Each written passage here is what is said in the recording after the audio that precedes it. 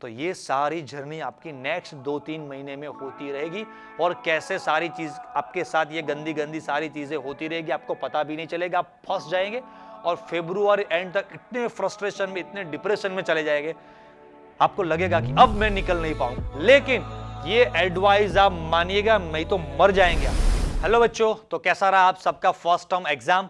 Almost बहुत सारे बच्चों के अभी तक एग्जाम खत्म हो चुके हैं, उसके मार्क्स भी आ चुके हैं एंड सभी बच्चों के दिमाग में अभी यही एक प्रॉब्लम, एक क्वेश्चन या एक ये कहते हैं कि वो चिंता वाली बात चल रही है कि सर अभी हमारा फर्स्ट टर्म एग्जाम तो इतना खराब गया, बेकार हो गया।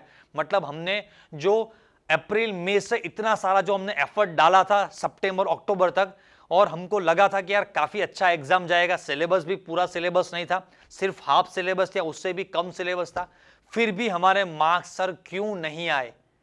और सर अभी इतने चैप्टर्स में हमारे इतने मार्क्स आ रहे हैं, तो यार जब पूरा बोर्ड एग्जाम आएगा, पूरा सिलेबस रहेगा, बोर्ड एग्जाम का प्रेशर रहेगा, तो सर हम क्या करेंगे, हमारे कितने मार्क्स आएंगे? अभी पेरेंट्स, बच्चों में सभी बस यही टेंशन का माहौल चल रहा है। हमारे ऑफलाइन वाले बच्चे ले लो या फिर जो ऑनलाइन में जो हमारे साथ चैनल पे, इस चैनल पे जुड़े हुए वो बच्चे ले लीजिए, या फिर हमारे जो पास के जो स्टूडेंट्स हैं उनका एक्सपीरियंस से मैं बात करूं, हर साल सभी बच्चों के साथ यही होता है कि फर्स्ट टर्म एग्जाम बच्चों इतना अच्छा नहीं जाता है। और अभी बहुत सारे बच्चों को मैं मिल रहा हूं, तो बस बच्चे यहां से वहां कोचिंग चेंज कर रहे हैं, या फिर अभी बच्चे थोड़ा सीरियस हो चुके हैं कि सर अभी बोर्ड एग्जाम में सिर्फ 4 महीने बाकी है, और वैसे देखा जाए तो नवंबर, दिसंबर, जनवरी, फरवरी मंथ तो आपका आधा मंथ तो आपका प्रैक्टिकल एग्जाम की प्रिपरेशन और प्रैक्टिकल एग्जाम में चला जाएगा। बाकी के जो 10, 15, 20 दिन बचेंगे उसमें आप फुल सिलेबस की कुछ ना कुछ तो टेस्ट पेपर की प्रैक्टिस करेंगे। तो वैसे देखा जाए तो सिर्फ नवंबर, दिसंबर, जनवरी, सिर्फ 3 महीने आपके पास बचे हुए। जो एफर्ट आपने पिछले 5-6 महीने में लगाया था और सिर्फ हाफ सिलेबस था, तो ये रिजल्ट आ रहा है। तो अभी सिर्फ 3 महीने बाकी है, अभी पूरा हाफ सिलेबस भी अभी बाकी का पढ़ना बाकी है, और जो पढ़ चुके उसको फिर से रिवाइज करना, प्रिपेयर करना, फुल सिलेबस को एक साथ यार याद करना, और बोर्ड एग्जाम जितना बड़ा एक प्रेशर वाला एग्जाम देना। तो सर अभी हम क्या करें? तो बच्चों डोंट वरी, आपके लिए मैं यार मेरे जो ऑफलाइन वाले बच्चे हैं उनको मैं एक स्ट्रेटजी बता रहा था, तो मुझे लगा कि चलिए जो बच्चे हमारे इस चैनल के साथ ऑनलाइन भी हमारे साथ जुड़े हुए उनको भी कुछ अच्छा सीखने को मिले, तो यार बच्चों की दुआ मिलेगी कि चले सर ने कुछ तो हमें हेल्प की। तो बच्चों ये जो आपका प्रॉब्लम है उससे निकलने के लिए नेक्स्ट 2 मंथ आपको क्या, कैसे, किस तरह से प्रिपरेशन करनी है, क्यों आपका फर्स्ट टर्म एग्जाम बर्बाद हुआ, वो सारी चीजें अभी मैं आपको स्टेप बाय स्टेप समझाता जाऊंगा। थोड़ा हर वक्त सिर्फ हार्डवर्क बच्चों जरूरी नहीं होता है, हार्डवर्क के साथ साथ थोड़ा दिमाग भी लगाना पड़ता है। मतलब कि आपको स्ट्रेटजीज चाहिए, प्लानिंग चाहिए, कोई आपको गाइड करने वाला चाहिए कि आप ऐसे ऐसे हार्डवर्क कीजिए। करना तो हार्डवर्क ही है, लेकिन कैसे, कहां पर कितना एफर्ट डालना है वो भी कोई आपको सिखाने वाला चाहिए कि यार पास्ट में जो बच्चे उन्होंने ये गलती की थी, आप ये गलती मत करना, राइट? तो आपको सबसे पहले देखते हैं कि आपका फर्स्ट टर्म एग्जाम बर्बाद क्यों हो गया, मतलब अच्छा क्यों नहीं गया। तो देखो, जो आपका जो बच्चा फर्स्ट टर्म एग्जाम था वहां पर आप देखेंगे तो आपका थोड़ा डिटेल में एनालिसिस कीजिए। 2 पार्ट थे आपका, एक पार्ट था आपका एमसीक्यू वाला पार्ट, एक पार्ट थियरी वाला पार्ट था। तो जितने भी बच्चों को मैं अभी मिल रहा हूं या पास्ट के इतने सालों से बच्चों से मैं मिल रहा हूं, तो इन जनरल 70-80% बच्चे ऐसे रहते हैं, उनको जो थियरी पार्ट है ना सर वो तो हम कर लेते हैं, कोई बात नहीं, 4-6 महीने से इतने छोटे मोटे टेस्ट स्कूल कोचिंग सब जगह पर हुए, तो थियरी पार्ट में कोई ज्यादा प्रॉब्लम नहीं हुआ। सबसे ज्यादा मेन जो प्रॉब्लम हुआ है वो एमसीक्यू पार्ट में। सही या गलत? सही। और दूसरी बात, एक जो मैं अभी बात बोलूंगा आप सभी बच्चे उसके साथ एग्री करेंगे, इसमें से कितने बच्चे ऐसे हैं कि जिन्होंने एग्जाम के जो 1-2 दिन पहले, जो आपको जो एग्जाम के बीच में जो 1 दिन पहले या 2 पेपर के बीच में जो 1 दिन 2 दिन मिलते हैं, वहां पर आपको एमसीक्यू जो पूरे 6-7 चैप्टर के जितने भी आपके एमसीक्यूज ऑब्जेक्टिव क्वेश्चंस है उनको रिवाइज करने का टाइम मिला था। 1% बच्चे भी ऐसे नहीं होंगे। मैंने मेरे जो ऑफलाइन वाले बच्चे उनको पूछा था कि कितने बच्चे थे कि केमिस्ट्री के पेपर के जो अगले दिन आप लोगों ने एमसीक्यू रिवाइज किया। 1-2 बंदे थे और वो भी कुछ कुछ चैप्टर्स वो रिवाइज कर पाए थे, क्योंकि जो अगले दिन आपके पास यार 6-7 चैप्टर्स प्रिपेयर करने का एक बड़ा सा आपके सर पे बोझ है, थियरी पार्ट प्रिपेयर करना, और उसके साथ हर चैप्टर के यार 200-300 कुछ कुछ बुक्स तो ऐसी मार्केट में बना रखी है जहां पर 500-500, 600-600, 700, मतलब एक चैप्टर में 700 एमसीक्यूज। हाँ यार, practice makes man perfect, but इतनी प्रैक्टिस एक ही चैप्टर की करेंगे तो बाकी चैप्टर में क्या करेंगे? राइट। तो यार एमसीक्यू पार्ट करे ना करे, तो बहुत सारे बच्चों ने ऐसा किया कि एमसीक्यू पार्ट अच्छी तरह से प्रिपेयर नहीं कर पाए और एग्जाम में जाकर सबसे पहला पार्ट 1, सबसे पहली चीज क्या आपने फेस की? एमसीक्यू। और एमसीक्यू फेस किए। एमसीक्यू में जितने भी 50 क्वेश्चंस थे, उस 50 क्वेश्चंस में से 20-30 क्वेश्चंस तो ऐसे हुए कि यार वो आप थोड़े बहुत कर पाए, लेकिन बाकी के जो 15-20 क्वेश्चन ऐसे हुए कि जो आप नहीं कर पाए। तो यार आपने समझ लिया कि जो मेरा पार्ट 1 है 50 मार्क्स वाला, वहां से ही मेरे 15-20 मार्क्स का लॉस तो मेरा वैसा ही हो गया और उसका टेंशन पूरा दिमाग में लेकर उसके बाद हम जब पार्ट 2 लिखने बैठते तो जो थियरी पार्ट आपको आता था, जो आपने पढ़ा था, 2-2, 5-5 बार प्रैक्टिस की थी, वो भी यार आप भूल रहे हो वहां पर और आपको पता नहीं चल रहा है कि यार एग्जाम में अभी मेरे साथ क्यों ऐसा हो रहा है, क्योंकि आप साइकोलॉजिकल इतने स्ट्रांग नहीं होते हो। उस वक्त एग्जाम में आपके पास ये सारी चीजें एनालिसिस करने का टाइम भी नहीं होता है कि मेरा थियरी पार्ट अच्छा नहीं गया, उसकी वजह से उसका इफेक्ट इस पर आ रहा है, तो मुझे इफेक्ट इसका इसके ऊपर नहीं आने देना है। वो साइकोलॉजिकल प्रोसेस है, इसे आप अवॉइड नहीं कर पाएंगे, आप वैसे उसमें घुस जाएंगे, राइट। तो सबसे डेंजर वाला पार्ट, राइट, चाणक्य ने हमें यह कहा है कि अगर आपको लाइफ में सक्सेस होना है तो आपको 2 चीजें याद रखनी। एक, आपने जो पास्ट में जो गलतियां की है उसमें से कुछ सीखिए, और दूसरी बात कि जो आप फ्यूचर में जो आप प्लान कर रहे हैं वहां पर तो आप गलती करेंगे नहीं, क्योंकि अभी आपने वो स्टेप लिया ही नहीं है। तो आपके पहले जो आपके सीनियर्स, जो बंदे उस रास्ते पर आपसे पहले चल चुके हैं और उन्होंने जो गलती की है वहां से कुछ लेसन्स लीजिए। एक लेसन आपको आपके पास से लेना है और एक लेसन आपके जो पहले जो सीनियर्स, आपके आगे वाले जो बंदे, उन्होंने जो गलतियां की है, जो आप फ्यूचर में जिस तरफ जाने वाले हो। तो यार सबसे पहली पास्ट की जो आपकी गलती है ये गलती है कि आपका एमसीक्यू पार्ट स्ट्रांग नहीं था। एमसीक्यू पार्ट पर जितनी भी ज्यादा ग्रिप हो सके उतनी ज्यादा ग्रिप बनाइए। मैं फिर से कहता हूं, आज का जो ये डे है, वो जो वीडियो रिकॉर्ड, ये पूरा रिकॉर्डिंग हो रहा है, आज वीडियो यूट्यूब पर मेरे चैनल पर अपलोड होगा और बोर्ड एग्जाम के बाद ये जो पूरा जो वीडियो आज का जो अपलोड हुआ, इस डेट के साथ मैं आपके साथ डिस्कस करूंगा। ये मैं दावे के साथ कह सकता हूं कि आप में से काफी कम, मतलब पूरे हमारे गुजरात में 1% बच्चे ऐसे होंगे कि जो बोर्ड एग्जाम के अगले वाले दिन, केमिस्ट्री के पेपर के एक दिन पहले एमसीक्यू पार्ट रिवाइज कर पाएंगे। कोई भी बच्चा, किसी भी बच्चे को एमसीक्यू पार्ट रिवाइज करने का टाइम ही नहीं मिलता। यार एक दिन पहले 16 चैप्टर की थियरी प्रिपेयर करे या एमसीक्यू देखे, तो किसी भी बच्चे ने कभी भी उस दिन एमसीक्यू रिवाइज नहीं किया है। तो क्या करना है बच्चों, एमसीक्यू तो आपको रिवाइज करने का टाइम नहीं मिलेगा। ये टर्म 1 एग्जाम है या आपका यार ये प्रीलिम एग्जाम आएगा, पोस्ट प्रीलिम रहेगा या फाइनल एग्जाम बोर्ड का एग्जाम, एमसीक्यू पार्ट आप अच्छी तरह से रिवाइज नहीं कर पाएंगे। तो उसके लिए क्या करना, एग्जाम से पहले आपको एमसीक्यू में कुछ ना कुछ बहुत बड़ी अच्छी सी ग्रिप डेवलप करनी है, ताकि एग्जाम के दिन सिर्फ आप कुछ अच्छे से नोट्स रिफर कर उन सारे क्वेश्चंस को सॉल्व कर पाए, या नोट्स भी ना रिफर करें, कुछ भी ना देखे, फिर भी एमसीक्यूज को सॉल्व कर पाए। डोंट वरी, आप सोचेंगे कि यहां से ऐसी ट्रिक कहां से मिलेगी, एमसीक्यू की ऐसी प्रैक्टिस कहां से करें, ऐसी कोई बुक बता दीजिए, कोई वर्कशीट दे दीजिए। डोंट वरी, सब कुछ धीरे धीरे इन फ्यूचर सब कुछ आ रहा है। यस, बैकग्राउंड में हम कुछ बहुत ही बड़ा अच्छा खासा आपके लिए एक प्लान कर रहे हैं। धीरे धीरे वो सारे भी प्लान अपकमिंग मंथ्स में सारे डिस्क्लोज होते जाएंगे।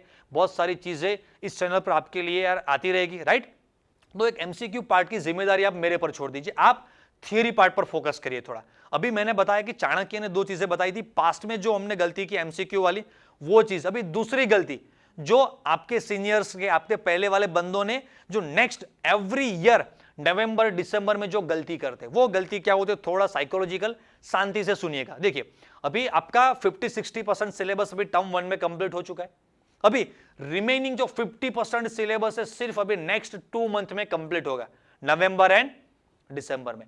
तो जो चीज आपने अप्रैल मई से स्टार्ट कर सितंबर, मतलब कि जो चीजें आपने 5 मंथ में कंप्लीट की थी, जो पार्ट 50% सिलेबस जो आपका 5 मंथ में कंप्लीट हुआ था, अभी रिमेनिंग 50% सिलेबस आपका नवंबर दिसंबर या मिड जनवरी तक आपका कंप्लीट होगा। मतलब नेक्स्ट अभी आपके पास 2-2.5 महीने है। तो नेक्स्ट 2 एंड 2.5 मंथ में जो भी सिलेबस आपका कंप्लीट होगा वो थोड़ा ऑब्वियसली कि जो टर्म 1 से पहले जो सिलेबस चल रहा था उससे थोड़ा स्पीड में सिलेबस चलेगा। दूसरी बात, कुछ कुछ सब्जेक्ट्स ऐसे होते हैं कि वहां पर जो लास्ट के जो चैप्टर्स, अभी जो बाकी के चैप्टर्स वो काफी टफ चैप्टर्स रहते हैं, तो वो सारे टफ चैप्टर्स पढ़ने।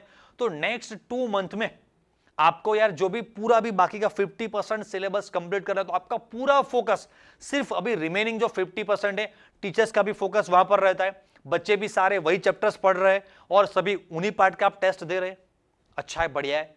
जैसे ही आपका दिसंबर कंप्लीट हुआ, जनवरी फर्स्ट वीक आया, उसी वक्त आपके स्कूल वाले आपको एक शेड्यूल देंगे कि यार नेक्स्ट, अभी यार ये जो 14 जो उत्तरायण वाला जो फेस्टिवल आ रहा है, काइट फेस्टिवल, उसके बाद तुरंत आपका यार ये फर्स्ट प्रीलिम एग्जाम या सेकंड टर्म एग्जाम जो भी कहे, तो आपका सेकंड टर्म एग्जाम तो नहीं रहता है। 12th वाले बच्चों को तो फुल सिलेबस का प्रीलिम एग्जाम रहता है जो जनवरी के 3rd-4th वीक में आपका आएगा। तो अब यार मिड जनवरी तक तो आपका रिमेनिंग 50% सिलेबस कंप्लीट हुआ है। उस वक्त सभी बच्चों के दिमाग में भी ये टेंशन आता है कि सर अभी जो हमारा प्रीलिम एग्जाम आएगा, उस प्रीलिम एग्जाम के लिए जो भी हमारा दिवाली के बाद जो सारा नवंबर दिसंबर में जो सिलेबस 50% कंप्लीट हुआ वो प्रिपेयर करें, या जो भी हमने लास्ट 2-3 महीने से जो दिवाली पहले का टर्म 1 का जो सिलेबस था, जिसको हमने देखा भी नहीं है, छुआ भी नहीं है, वो हम प्रिपेयर करें। और ये इतना मतलब कंफ्यूजिंग वाला पार्ट रह जाता है। और हर साल बच्चे क्या गलती करते हैं, थोड़ा बहुत ये चैप्टर, थोड़ा बहुत ये चैप्टर, सभी चैप्टर्स में ऊपर से थोड़ा थोड़ा आईएमपी दे दीजिए, सभी चैप्टर से ऊपर से थोड़ा थोड़ा हम प्रिपेयर कर लेंगे और ये जो जनवरी एंड में जो हमारा एग्जाम आने वाला है वो एग्जाम दे देंगे। फिर हमारे पास फेब्रुआरी मंथ है ना, फिर वहां फेब्रुआरी में पूरी डिटेल में अच्छे से पहले से प्रिपरेशन करेंगे। यार अभी फेब्रुआरी मंथ आपने कभी भी 12th बोर्ड का फेब्रुआरी मंथ फील किया है? हमने लास्ट 10 सालों से वो फेब्रुआरी मंथ फील किया है। मतलब कि हर बार वो फेब्रुआरी मंथ का जब फर्स्ट वीक आता है, तुरंत बच्चे प्रैक्टिकल एग्जाम की जो भी प्रिपरेशन उसमें लग जाते हैं, जितने भी सारे रिकॉर्ड बुक, जनरल जो भी सभी वो सब कंप्लीट करने में लग जाते हैं, फिजिक्स के सारे डिफरेंट टेबल्स, प्रैक्टिकल्स लर्न करने में लग जाते हैं। एंड फेब्रुआरी के इनिशियल 2 वीक वो सारी प्रैक्टिकल एग्जाम जो आपकी कंडक्ट की जाएगी उसमें बर्बाद हो जाते हैं।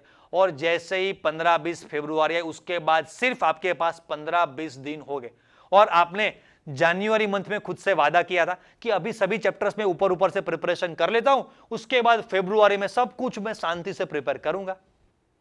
और भाई अभी फरवरी के 15 दिन बचे और 15 दिन में तो अभी यार केमिस्ट्री, फिजिक्स, बायो सब कुछ कंप्लीट करना है। 5 दिन ऑन एन एवरेज मिलेंगे एक सब्जेक्ट को कंप्लीट करने में, कंप्लीट नहीं उसमें मास्टरी ग्रिप डेवलप करने में। तो ये सारी जर्नी आपकी नेक्स्ट 2-3 महीने में होती रहेगी और कैसे सारी चीज आपके साथ ये गंदी गंदी सारी चीजें होती रहेगी आपको पता भी नहीं चलेगा, आप फंस जाएंगे और फरवरी एंड तक इतने फ्रस्ट्रेशन में, इतने डिप्रेशन में चले जाएंगे, आपको लगेगा कि अब मैं निकल नहीं पाऊंगा यार, इस साल तो मुझे लगता है कि इससे बाहर नहीं आएगा। कब आपका ये 2-3 महीना चला जाएगा पता भी नहीं चलेगा। तो आपके सीनियर्स ने हर बार इस मंथ में ये गलती की है, तो यार इस गलती से हम क्या सीख रहे हैं वो चीज आपको अभी देखनी है कि ये नवंबर दिसंबर में मैं क्या गलती नहीं करूंगा, मेरे सीनियर्स ने क्या गलती की थी और उससे मुझे क्या लेसन्स मिले। तो सबसे पहला बच्चों आपको यह करना है कि नवंबर दिसंबर में आपका जो भी रूटीन सिलेबस चल रहा है उसको तो आप अच्छे तरह से पढ़िए, प्रिपेयर करके उनके सारे जितने भी आपका टेस्ट है वो सारे टेस्ट दीजिए। लेकिन ये एडवाइस आप मानिएगा नहीं तो मर जाएंगे आप। आपको क्या करना है, देखो आपके जो दिवाली पहले का जो टर्म 1 का जो पूरा जो सिलेबस था आपका, वो भी आपको नवंबर दिसंबर में मैं जो स्टेप बाय स्टेप जो आपको समझा रहा हूं उस तरह से आपको रिवाइज करना पड़ेगा। नहीं तो आपने जो अप्रैल मई से सितंबर तक जो भी आपने मेहनत डाली है वो सारी बर्बाद हो जाएगी। याद कीजिए क्या जो अप्रैल मई की जो यार समर सीजन की इतनी ज्यादा गर्मी थी उसमें भी आप कोचिंग गए थे? हाँ भाई गए थे, दोपहर को इतनी धूप थी फिर भी हम कोचिंग गए थे। लास्ट वो जो 5 महीने उसमें बहुत सारे फंक्शंस, बहुत सारी शादी हमने अटेंड नहीं की थी, बहुत सारा सेक्रीफाइस किया था, हेल्थ का ध्यान नहीं रखा था, राइट? बीमार थे फिर भी कोचिंग गए थे, 5-5 6-6 घंटे स्कूल गए, 5-5 6-6 घंटे मन नहीं था फिर भी कोचिंग में बैठे, इतने सारे टेस्ट की प्रिपरेशन की और इतनी सारी एफर्ट लगाकर कुछ थोड़ी बहुत प्रिपरेशन हुई, वो भी इतने अच्छे मार्क्स नहीं आए थे।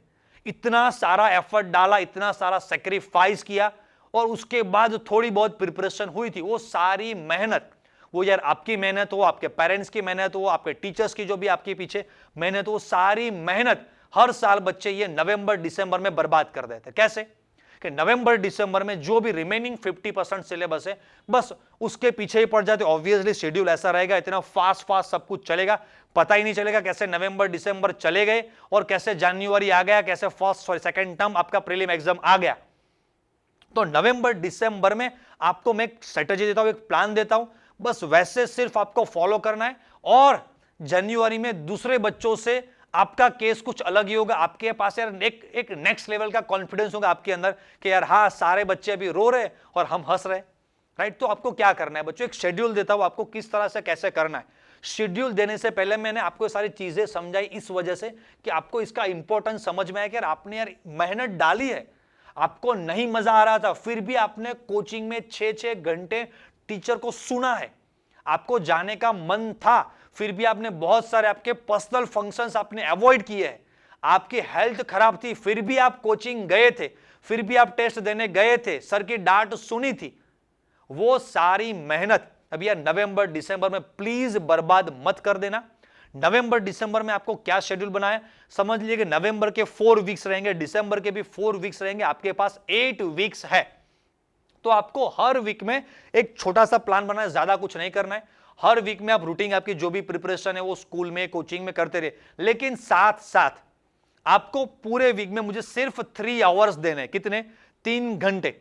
और वो भी आप डे फिक्स कर सकते हैं कि इस दिन ये, इस दिन ये, इस दिन ये। आपके समझ in on an average in general आपके सभी सब्जेक्ट में टर्म 1 में 7 या 8 या मैक्सिमम 9 चैप्टर्स थे आपके। तो आपको क्या करना है, हर वीक में एक केमिस्ट्री का चैप्टर, हर एक वीक में एक केमिस्ट्री का, एक फिजिक्स का, एक मैथ्स या बायो का। मंडे केमिस्ट्री ले लिया, वेडनेसडे फिजिक्स ले लिया, एंड सैटरडे संडे या फ्राइडे में आपने मैथ्स बायो ले लिया। तो हर चैप्टर को मैं ये नहीं कहता हूं कि सभी चैप्टर्स के सभी कंसेप्ट आपको फिर से 3-3, 4-4, 5-5 घंटे पढ़ना है, सब कुछ फिर से लिख लिख कर प्रैक्टिस करनी है, नहीं, वो सब मत कीजिए। हर चैप्टर को सिर्फ 1 आवर दीजिए। कितना? मैं आपसे सिर्फ 1 घंटा मांग रहा हूं, मतलब कि वैसे देखा जाए तो हर वीक में सिर्फ 3 घंटे, तो हमारे पास 8 वीक्स है, तो 8 3 जा 24। मैं सिर्फ आपसे 24 वीक्स मतलब कि सिर्फ 1 दिन मांग रहा हूं। और ये 1 दिन कुछ बहुत बड़ी बात नहीं, आप खुद के लिए 1 दिन तो इन्वेस्ट, मतलब 24 आवर्स आप ये 2 महीने में 24 आवर्स खुद के ऊपर इन्वेस्ट नहीं कर सकते। मतलब कि यार आपने जो 5-6 महीने जो मेहनत लगाई थी, उस मेहनत को कवर अप करने के लिए, खुद के पास रखने के लिए, उसको वेस्ट ना होने देने के लिए आपको सिर्फ 24 आवर्स खुद को देने हैं। और वो 24 आवर्स ज्यादा नहीं है, और मैंने वो 24 आवर्स 24 डेज में नहीं, आपके पास 48 से भी ज्यादा दिन है, और उसमें से मैंने 24 डेज नहीं 24 आवर्स आपसे मांगे। सिर्फ खुद को 24 आवर्स दीजिए। जब भी आपका शेड्यूल बनाइए कि हर वीक में मुझे केमिस्ट्री का, इस वीक में इस दिन मुझे केमिस्ट्री का ये चैप्टर सिर्फ 1 आवर में ऊपर से जितना भी इंपॉर्टेंट चैप्टर सबको एक बार मुझे रिवाइज कर लेना है। उसी तरह से मुझे एक चैप्टर मैथ्स का, एक चैप्टर बायो का, एक चैप्टर फिजिक्स का मुझे रिवाइज करना है, ताकि मैंने जो मेहनत डाली थी वो मेरी मेहनत वेस्ट ना हो जाए। और वैसे करते करते आपका पूरा जो रिमेनिंग जो आपका पहले 50% पढ़ लिया था उसके साथ भी टच रहेगा, और अभी जो सारा आने वाला है उसके साथ तो ऑब्वियसली टच रहेगा ही। आपके टीचर्स ऐसे ही होंगे कि यार आपको उसके टच में रखेंगे, ना चाहते हुए भी स्कूल कोचिंग वाले आपको टच में रखेंगे, लेकिन वो वाला जो पार्ट जो बीत गया, जो आपका बुरा पार्ट, उसे कोई याद नहीं करेगा। सब ऐसा ही कहेंगे कि जो बात हुआ, जो भी हुआ, फर्स्ट टर्म गया तो गया, चलिए अभी नए से शुरुआत करते हैं। नहीं भाई, जो फर्स्ट टर्म में जो हमने सारी चीजें, जो गलतियां की थी, जो सारी चीजें छूट गई थी, जो एमसीक्यू पार्ट हमने मिस कर दिया था, तो यार वो भी जितनी भी, मैं तो सिर्फ 24 आवर्स बोल रहा हूं। कुछ कुछ बच्चे यार ज्यादा, मतलब ऐसे कोई स्कूल में पढ़ते हैं या आपके पास मॉर्निंग में ज्यादा फ्री टाइम रहता है, सैटरडे संडे फ्री टाइम मिलता है, तो आप पर्सनली अपना खुद का शेड्यूल बनाए। जितना एफर्ट ज्यादा डालेंगे उतनी अच्छी मेहनत आपकी होगी, मतलब इतना अच्छा रिजल्ट मिलेगा। तो यार 1 आवर आप थियरी पार्ट को दीजिए, 1 आवर आप एमसीक्यू पार्ट को भी दीजिए। तो यार वैसे करके आप टोटल 24 या 48 आवर्स, मतलब करीबन कुछ आपको 40-50 घंटे खुद के ऊपर लगाने हैं, और वो भी 40-50 दिन में। और वो यार कुछ बहुत बड़ी बात नहीं है। स्कूल या कोचिंग में या कहीं पर भी छोटे मोटे आपको लूप्स, ऐसे टाइम्स मिलते रहेंगे कि जहां पर आप 1 आवर्स उसको रिवाइज कर पाएंगे। और जनवरी में जैसे ही आपका ये रिमेनिंग 50% सिलेबस कंप्लीट होता है, तो उसके बाद आपके पास एक नया लेवल का कॉन्फिडेंस होता है कि आप जो जनवरी एंड में जो एग्जाम होने वाला है, वहां पर दिवाली पहला फर्स्ट टर्म का 50 पार्ट, रिमेनिंग 50 पार्ट अच्छी तरह से प्रिपेयर कर एग्जाम दे पाएंगे। और वही आपका फाइनल बोर्ड एग्जाम है, क्योंकि उसके बाद तो प्रैक्टिकल एग्जाम, और उसके बाद तो फिर कुछ टाइम बचेगा नहीं।